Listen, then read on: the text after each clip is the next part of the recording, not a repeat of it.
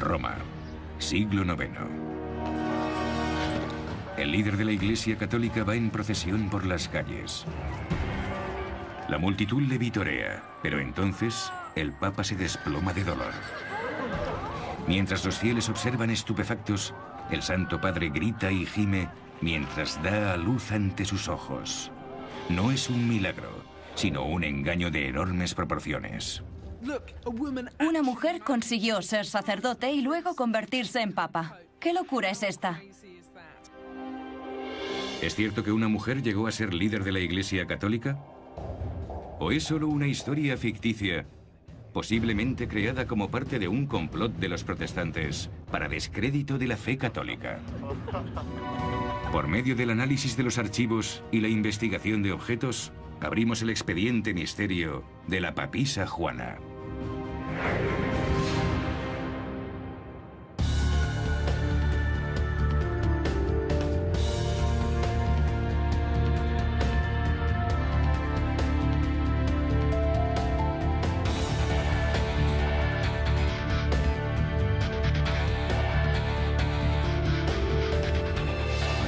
Expediente misterio, la papisa Juana. Roma, Edad Media.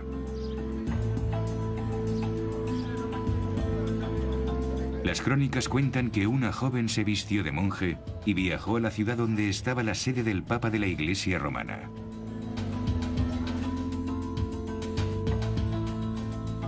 El profesor Craig Rustici ha estudiado las crónicas pontificias en las que se habla de Juana.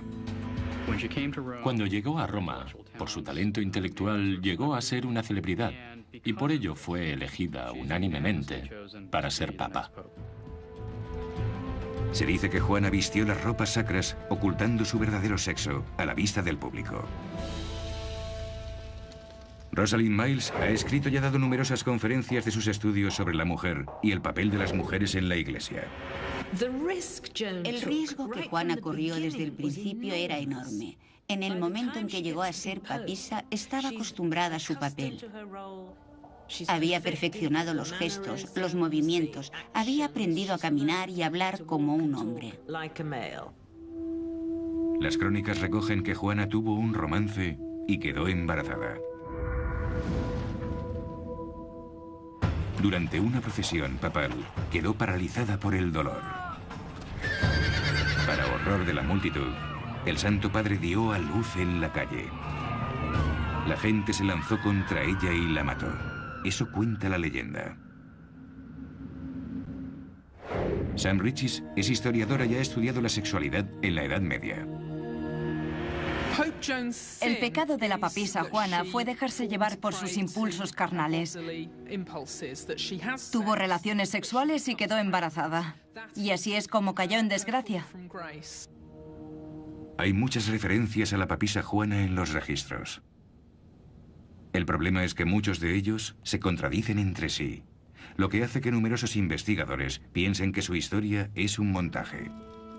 Para algunos, Juana simbolizaba lo que las mujeres podían lograr. Para otros, enemigos de la Iglesia Católica, Juana era una indicación de hasta dónde podía llegar el catolicismo. Se convirtió en una especie de encarnación de la Iglesia Católica, identificada como la ramera apocalíptica de Babilonia. El papado de Juana no está inscrito en la historia oficial de la Iglesia. Así que para descubrir si una mujer se convirtió en líder de la Iglesia Católica, se deben encontrar pruebas fuera de los registros. Algunos apuntan a una peculiar evidencia que aún se conserva hoy en el Vaticano. Una silla de coronación.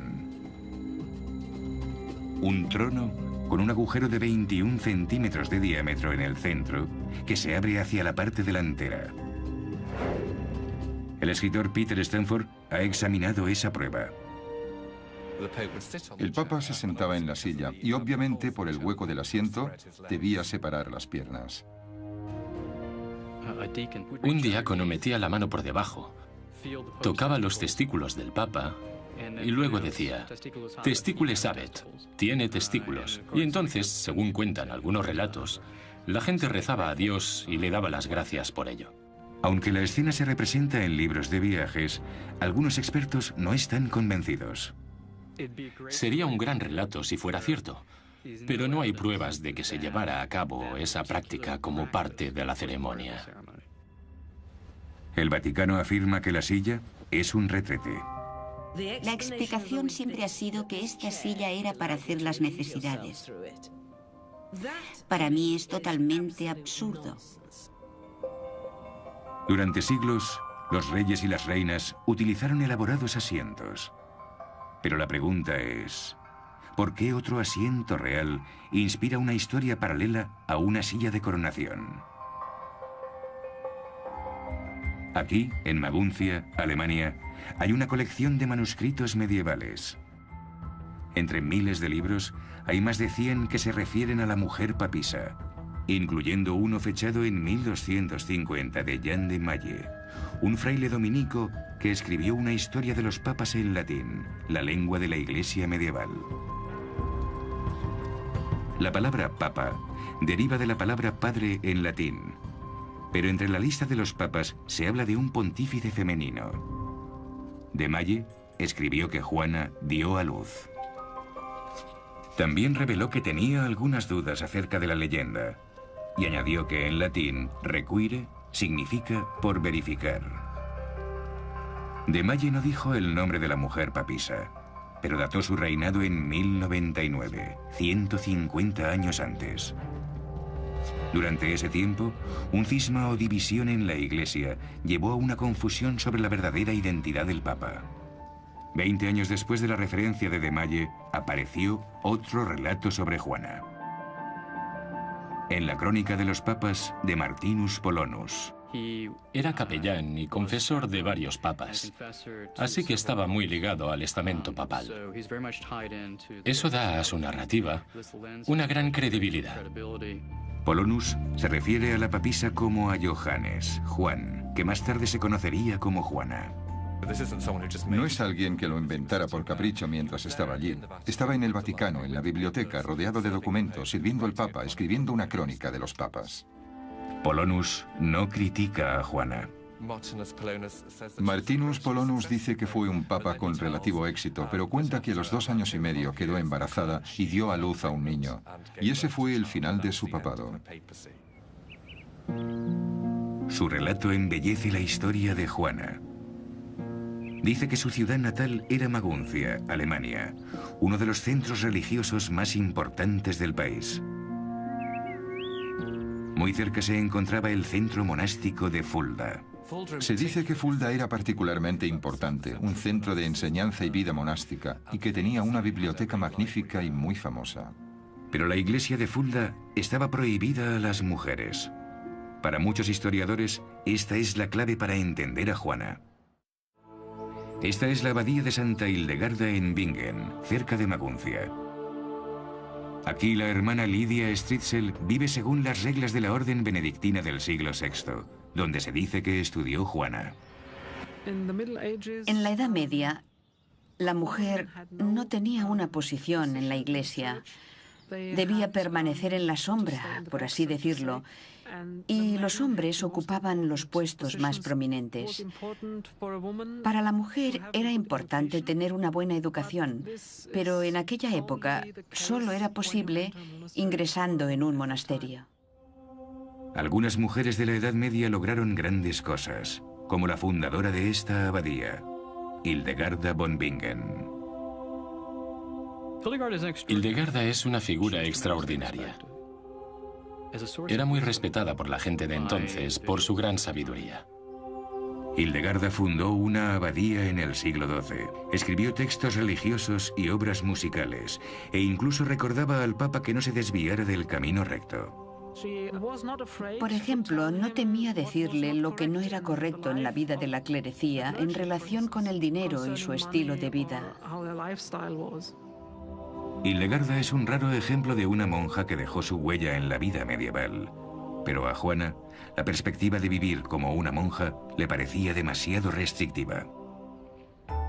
Puede que su situación fuera inusual, pero desde mi punto de vista, no del todo única. Muchas jóvenes sufrieron frustraciones por la actitud de su época. A la edad de 12 años, esta joven alemana se enfrentó a la elección entre el aprendizaje que ella deseaba emprender o una vida de servidumbre y numerosos partos. Quizá Juana vio que la única manera de poder alcanzar sus metas era fingiendo ser hombre. No es tan difícil como se podría pensar en un momento en que los ropajes eclesiásticos eran bastante andróginos. Como disfraz, el hábito de los monjes era perfecto, porque la capucha cubría la cara y el cuello y las mangas largas tapaban los delicados huesos de las muñecas femeninas. Las mujeres se han disfrazado de hombres durante siglos. En las leyendas de los santos hay una especial tendencia en vestir a las mujeres de hombres. De hecho, hay un precedente o una tradición de mujeres travestidas dentro de la Iglesia. Hay cerca de 20 historias que parecen estar centradas en santos travestidos. Margarita Pelagia era conocida en el siglo IV como el monje sin barba. Henrietta Leyser es experta en la Edad Media. Ha estudiado a las mujeres en la Iglesia. Nadie se daba cuenta de que era una mujer hasta que el santo moría. Lo descubrían cuando lavaban el cuerpo para darle sepultura. Durante su vida, Pelagia se labró un nombre, pero como hombre. El travestismo no estaba mal visto. Es algo que las mujeres heroicas tenían que hacer para cumplir su vocación. Es posible que en Roma, Juana tuviera algún problema para seguir disfrazándose, incluso como papa. Una mujer travestida que fuera muy autoritaria, erudita, que discutiera, con una presencia imponente, posiblemente se saliera con la suya. Podía convencer a los demás de que era un hombre. Pero no todos los investigadores están de acuerdo. No creo que una mujer pudiera haberse convertido en obispo de Roma, ya que era necesario un cierto grado de privacidad que la gente de la Edad Media no tenía. No creo que nadie pudiera hacerlo sin que se supiera. Pero el hecho de que la papisa Juana se hiciera pasar por un hombre no era el aspecto más pecaminoso de su engaño. Era su embarazo. Y eso la llevó a caer públicamente en desgracia. Expediente Misterio. La papisa Juana. Expediente Misterio. La papisa Juana.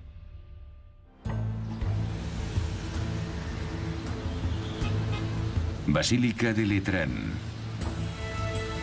En la Edad Media era la catedral oficial del obispo de Roma. El papa salía en procesión desde aquí, pasaba por el Coliseo y llegaba al Vaticano a lo largo de esta estrecha calle. Pero algunos creen que los cambios en esa ruta son evidencia de la existencia de Juana. Si seguimos la ruta en mapas antiguos de Roma, este es el camino que ella habría seguido. En el siglo XII, la ruta se desviaba por una calle estrecha, tal vez para evitar algo. Parece que es el sitio donde dio a luz a su hijo. Con los años, la calle fue conocida como Vicus Papisa, que algunos traducen como Calle de la Mujer Papa. En ella hay una pequeña capilla que ahora está tapiada y cerrada. Tenemos muchos relatos de viajeros que hablan de esta pequeña capilla que en cierta época alojó una imagen de la papisa Juana. Pero podría haber una razón más inocente por la que se cambió el recorrido procesional de los papas. Es posible que fuera porque la calle era demasiado estrecha para una gran procesión. Sin embargo, el sencillo santuario sigue siendo un recordatorio permanente de la revelación pública de la identidad de Juana.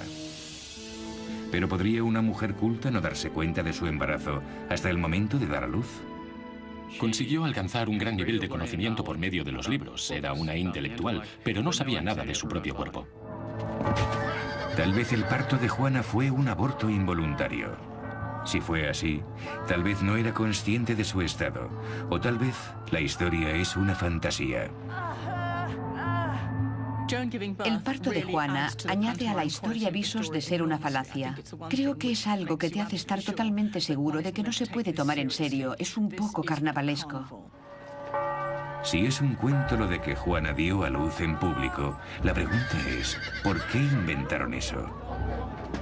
Para entenderlo, hay que examinar la posición de la mujer en la sociedad del siglo XIII. Las mujeres empezaron a pedir más derechos y oportunidades en la Iglesia. Las mujeres querían más protagonismo, intentaban hacer más y ejercer más autoridad. Algunos estudiosos se refieren a ello como una especie de movimiento femenino del siglo XIII, donde un número sin precedentes de mujeres buscaban un lugar en las órdenes religiosas. Tanto es así que los hombres que controlaban algunas de esas órdenes acabaron cerrándoles las puertas. Contra ese trasfondo religioso, podía haberse publicado la historia de Juana no como una historia sobre los papas, sino como una moraleja promovida por algunos sectores de la Iglesia para poner a las mujeres en su lugar. Tenemos una mujer travestida que consigue llegar a la posición más alta dentro de la Iglesia y sin embargo cae. Su propio cuerpo la delata, fracasa de la manera más gráfica. Su feminidad la traiciona al dar a luz en público. Los escritores de la historia de Juana no podían saber que siglos más tarde, la papisa sería interpretada de manera muy diferente y llevaría a una división moral de la Iglesia. 300 años después, elementos protestantes de la Iglesia cristiana quisieron reformar el estilo de gobierno de la Iglesia de Roma. Los protestantes pensaban que la Iglesia católica era corrupta y que se había apartado del mensaje de Cristo sobre el celibato. Había un dicho que aseguraba que si tu esposa iba a confesarse, podía regresar a casa con algo más que una absolución. Eso es lo que se pensaba de los sacerdotes, que no podían controlar sus impulsos físicos. En particular, por supuesto, cuando estaban ante una mujer hermosa. Para los protestantes que querían atacar a la Iglesia católica, era el relato perfecto. Había alguien que era una prueba de la historia de engaños y corrupción de la Iglesia católica, cuya existencia desafiaba directamente la autoridad moral del Papa, la papisa Juana. Decimos que el Papa es infalible en cuestiones de fe y moral, y reclamar esos poderes especiales para el Papa es bastante embarazoso, conociendo la historia de una mujer que hizo lo que hizo. Durante siglos el papado de Juana apareció registrado en cientos de libros. Durante la Edad Media, muchos aceptaban la historia de la papisa. Los católicos podían permitirse ser condescendientes con la historia, podían darse el lujo de aceptarla como un asunto familiar embarazoso, pero nunca pensaron que debían negarla. La papisa Juana es un escándalo para el papado. Se han hecho grandes esfuerzos para demostrar que no hay autenticidad histórica en la leyenda. Pero ¿por qué se molestan en hacerlo si no les parece un relato inquietante? Para los reformistas, el período del papado de Juana rompía la línea legítima de sucesión. Si el Papa es el jefe de la Iglesia, ¿qué ocurrió cuando Juana fue papisa? ¿Quedó la Iglesia temporalmente sin líder? Durante la reforma del siglo XVI, la historia de Juana se convirtió en un campo de batalla por el control de la Iglesia. Los protestantes usaron su leyenda para atacar a Roma. A la Iglesia católica dejó de preocuparle su historia y ahora niega la existencia de Juana. En las crónicas manuscritas medievales de Maguncia hay una extraña copia del siglo XV del libro de Polonus, una crónica de los papas. No se nombra a Juana. En cambio, hay un relato sobre el Papa Juan, pero junto al texto hay unas notas escritas al margen. Dice, PP fuem feminem. El Papa era una mujer. La nota señala literalmente a una papisa, pero ¿quién lo escribió? ¿Un monje católico del siglo XV decidido a que la historia de Juana no se perdiera? Posiblemente. O fue, como afirman algunos católicos, puesta allí por los promotores de la Reforma Protestante 300 años después, con la intención de poner la historia de Juana a la vista como ejemplo de la desviación de los católicos, la prueba definitiva en una campaña de desprestigio promovida por los protestantes. Los expertos modernos pueden datar con precisión los manuscritos sobre la base de los materiales utilizados y los estilos de la escritura manual. Esas notas han sido analizadas y fechadas. No son de la época de la Reforma. No fueron falsificadores protestantes, fueron los monjes que escribían los textos anteriores a la Reforma. La leyenda de la papisa Juana es uno de los episodios más embarazosos y molestos en las crónicas de la Iglesia. Durante la Edad Media, su historia fue tratada como un hecho. Pero podría haber sido creada siglos después como personaje de ficción, como un medio para calumniar a la Iglesia católica. O tal vez su historia pudo ser publicada para reafirmar el dominio masculino en la Iglesia. Las pruebas dejan perplejos a los investigadores. La historia de Juana no solo es plausible, es muy probable, ya que la única vía de escape para las mujeres era a través de la Iglesia. La existencia de Juana nunca podrá ser desmentida. Yo diría que si la papisa Juana no existió, sería necesario inventarla.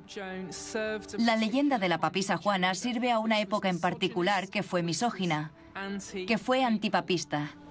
La Iglesia Católica moderna no admite la existencia de Juana y sigue decretando que ninguna mujer puede ser sacerdote y, por lo tanto, tampoco papa.